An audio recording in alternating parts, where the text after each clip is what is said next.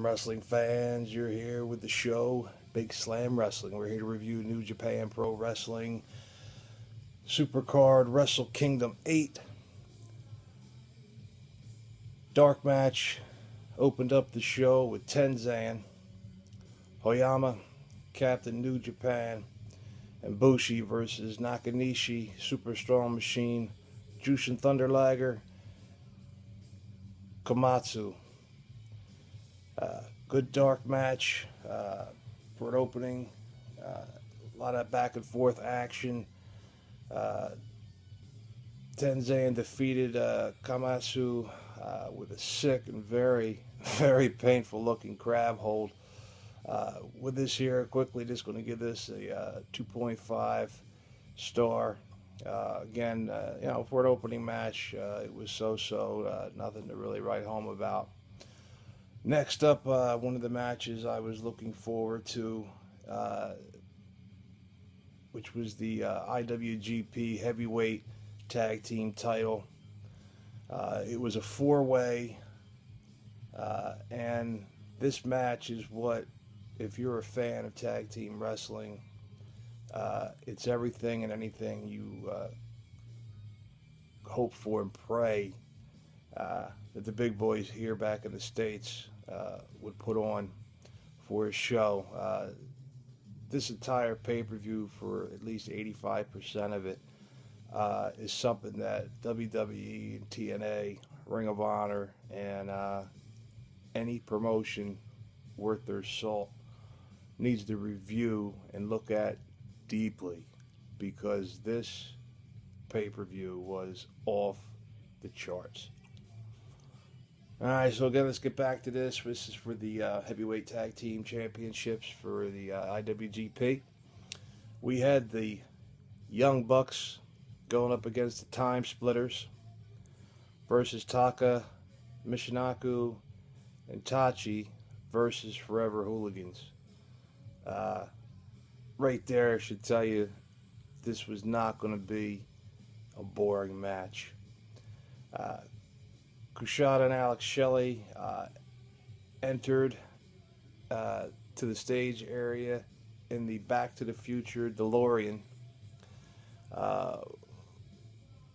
Kushida actually wearing and sporting Marty McFly's vest from the Back to the Future films.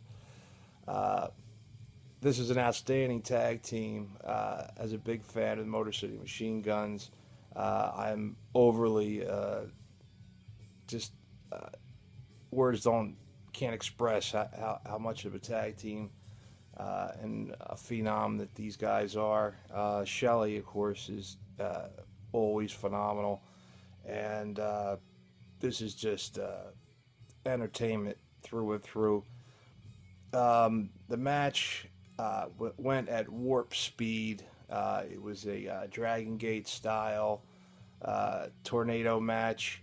High spots upon high spots, and not 1 second of boredom. We got nobody hanging on to each other. There's no rest periods. There's no, guys winded and not knowing what to do. Not with these guys. Everybody, and I mean everybody, got off their entire arsenal of signature moves. Finishers being broken up everywhere. No sooner would one team hit their finisher, somebody else broke it up, and back and forth and back and forth. The biggest spot of the match, everyone was doing dives, and Tachi was going for a moonsault to the outside of the ring, and the Young Bucks nixed that, and they double superplexed him onto everybody else. The Young Bucks took the win, keeping the belts, remaining the champions, owning another town. And this was, as we like to refer among the Young Buck Nation, Super Kick Party 2014. And this match just just blew the roof off, and to start the show was just outstanding booking. It was not an absolutely perfect match. I'm treating these very difficult, uh, and not giving easy ratings on this, but I'm giving this a 4.5. Um, just totally enjoyable and one of the highlights. Next up, another tag team match. This one for the IWGP tag team titles. The Killer Elite Squad, KES, Davey Boy Smith Jr. and Lance Hoyt going up against the Bullet Club, Machine Gun, Carl Anderson, and Doc Gallows.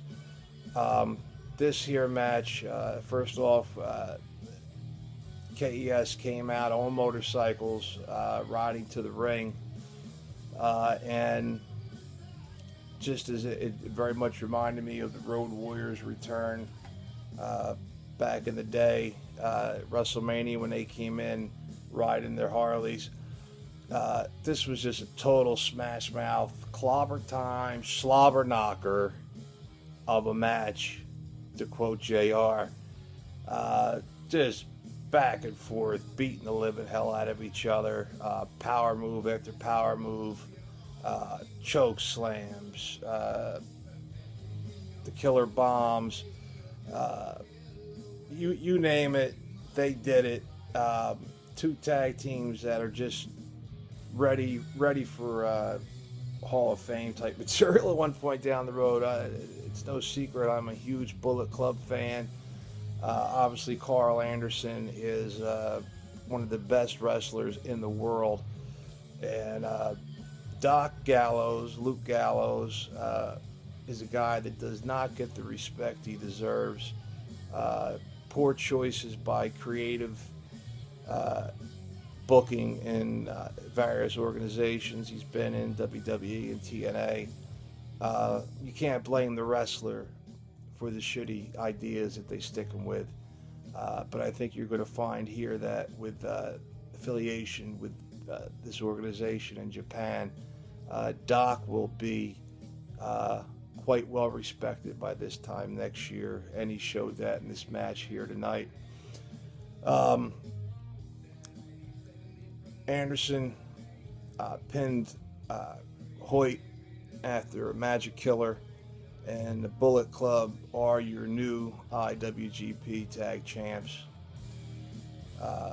Next up, we had a match I really wasn't looking forward to, as I'm not a huge fan of the champion in question here. Legendary Harley Race came to the ring, looking pretty bad, having a hard time to walk. It's no secret his hips and knees have been in severe decline over the years, but as it proved later on in the match, Harley still got it. We're talking, this was for the NWA World Heavyweight title, Rob Conway versus Satoshi Kojima. I'll be honest with you, this is the best Conway match that I've ever seen, which is not a great comment, because I don't have much enthusiasm for the guy. But to no avail. As good as the match was for him, Kojima hit the big lariat for the win, and the new NWA Heavyweight Champion. I give this match 3 stars. I don't know the name of Conway's manager on this. Apparently he's quite the character in the NWA, and had a lot of the shenanigans going on. A pretty funny character, and Harley Race wound up knocking him on his ass. Next up, we got a match that I absolutely despised. It was the worst match on this card, and probably one of the worst matches, in my opinion, that I've seen on a major pay-per-view. This was a Nagata and a Sakiacha, and I know I'm saying that wrong, versus the Gracies from MMA fame. Horrible horrible match. I'll give it 1 star just for the fact that they made it through the ring and completed it. All I got to say with this is I never, ever want to see the Gracies in a wrestling ring again. That's all I got to say for that. Our next match was a inter-promotion Wrestle 1 with the Great Muta and Toru Yano versus Minoru Suzuki and Shelton Benjamin. It was a so-so match. Benjamin, of course, outstanding wrestler, and I'm looking to see more better things for him coming in his run here in Japan. Obviously, the States are just giving him nothing to go for, and I think a lot of guys we're going to see going over to Japan and staying there and making their money and becoming famous and being treated the way they should have been treated here. Not to go off on a rant on that. But again, it was a so-so match. It just really didn't seem to flow. Things just, it just wasn't there. Muta, of course, is still has his great move sets, but his age and injuries have slowed him down dramatically. I was very disappointed, to be honest with you, with the match, and I'll give it a 2-star. And that's about the best I can do for that. Next match coming up here was the King of Destroyer match with Toji Makabe versus the Big Boss King Fale from the Bullet Club. That is their muscle guy, their Diesel, if you want to call that, for Prince Devitt. The match went for far too long. The stipulation in this being it was for a either knockout or submission. It was basic brawling, some huge big power spots. Fale is really not that talented of a wrestler. Disappointing just for the fact that he's part of the Bullet Club, which is a really good heel faction, and they really need to look into possibly picking up another guy and replacing him. There's got to be far more better Samoans or Tongans, basically South Pacific Islanders out there who can take his place and be just as impressive physically, but be able to wrestle a damn match and have some believable, incredible looking moves. The guy's really just not that good of a wrestler. That match, again, I'll give it 2 stars, but that's it. Next up, we got Hiroki Goto versus Katsuyori Shibata. If you're a fan of New Japan, you know these guys have had an ongoing feud for some time, and brutality is a word that doesn't quite fit the bill for the amount of violence that these guys inflict upon each other. The war just continued. These two just basically trying to kill each other. Just total, absolute brutality. And after Gato hit the Shutenkai, the match was over. Strangely enough, both wrestlers helped each other to the back, to the applause of the crowd, basically appearing to have ended this feud. This match was outstanding, and we'll give this a 4.5. Truly a good match, one that's probably worth going over again. I apologize for this scratching and sniffing. My allergies are killing me. But it's been a long day and a long pay-per-view, and the show is tired.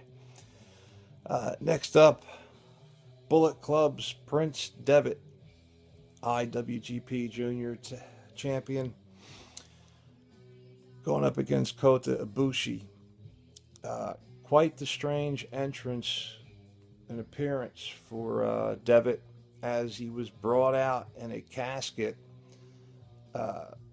by Bullet Club members, apparently in shrouds with masks, very Undertaker-ish with that. And coming out of the coffin was Prince Devitt in body paint from head to toe, in a complete zombie gimmick. Very strange, not something I was expecting to see, and it's not something that's been done before, but it was damn entertaining, and definitely will be getting the attention, I'm sure, of other promotions. Again, anytime we got Devitt and Ibushi, you're just talking just magic in the ring. Unfortunately for the purists out there was tons of Bullet Club interference. Any chance they got, they were beating the living hell out of Ibushi. Cheating galore. As a heel fan myself, I loved it. Interference got to be so ridiculous to the point that the refs came out and banned the entire Bullet Club from ringside, leaving Devitt by himself. And after this occurred, the match pretty much went back towards Ibushi. Ibushi hit the Phoenix Splash, and in a surprise, winning the title from Devitt. At the end of the match, a masked character called El Desperado debuted. He had a guitar case. He opened that and gave a bouquet of black flowers to Ibushi. Apparently this is someone that's a new character that'll be debuting in the next month or so at one of the upcoming pay-per-views. I'll give this match 4 stars. And in a switch of normal protocol, and this was due to the fact that Naito was not getting over with the fans, and New Japan felt that this match was not going to be able to carry the show as the main event. So we had a double main event with the heavyweight championship match coming first. IWGP heavyweight title, Rainmaker Okada versus Tetsuya Naito. And despite the crowd again not being into Naito, both of these wrestlers put on one hell of a match, with Okada proving yet again that he is one of the best wrestlers in the world. There's 3 right now with that, and CM Punk is not one of them. AJ Styles is not one of them. Chris Jericho is not one of them. And Austin Aries is not one of them. My opinion, the top 3 wrestlers in the world right now is Daniel Bryan, Okada, and Tanahashi. This match, again, they pulled everything and anything and everything out of their repertoire. Okada, after hitting a second tombstone, finished off the match with a Rainmaker and took out Naito and retained the world title. We'll give this star, this match, a 4.5. And closing the show off in a great and entertaining as hell entrance. This is for the IWGP Intercontinental title. Nakamura versus Tanahashi. We had Stan Hansen at ringside, introducing, being part of the festivities. Tanahashi came out with Megadeth's guitar player Marty Friedman playing his entrance music. Him and Tanahashi coming down the ring, shredding it up. Tanahashi playing air guitar alongside of Marty. Um, Nakamura came out with his own hoe train of strippers on poles, and they were pole dancing and looking good. And just again, the entrance to this match just was icing on the cake. Uh, both of these men um, put on one hell of a match. Uh, if for some unforeknown reason you've never seen Tanahashi, uh, he is, I don't know, I'm really beginning to think he's the best wrestler in the world. Uh, this kid is just awesome. And just these guys just hit each other with every single move that they got. And it just went back and forth, back and forth. Just, I'm giving this a 4.9. It was not absolutely perfect, but it was that close. And to start off 2014 with this pay-per-view, they have just set the bar all the way up here. And I don't see WWE or TNA coming anywhere close to the type of matches that New Japan is putting on. The last 4 pay-per-views I've had the opportunity to watch leading up to this week, and it's just unbelievable, the technique and the ability that these guys put on. And you know, I'm watching, this is a pay-per-view where there's no English, there's no translation, there's no subtitles.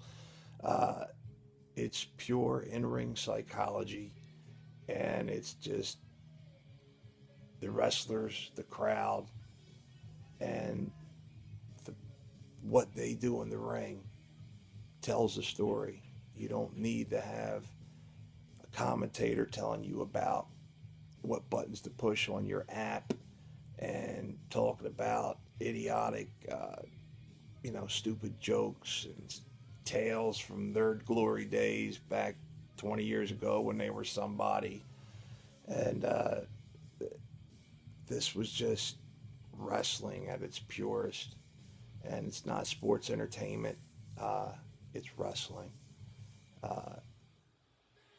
And they got faces here, and they have heels, Vince. And wrestling's always going to have faces and heels, and they're going to tell their stories, and they're going to wrestle. And if you let your guys do what they do in the ring and work together and not be told what to do by guys who never been in the ring, have no experience in professional wrestling. Just because one person can write a sitcom does not make them, in my opinion, credible to be writing the storylines and angles for professional wrestling. You got to have the boys from the back involved in your storylines. And this goes to Vince, this goes to Dixie, Ring of Honor, the only company out there in the States that does this properly is Pro Wrestling Guerrilla, and they're the closest we have to true Japanese style wrestling. No offense to Gabe Sapolsky and Dragon Gate USA, but there's something missing with that, and that's for another day. But that's it. I'll see you at the matches. Have yourselves a good weekend.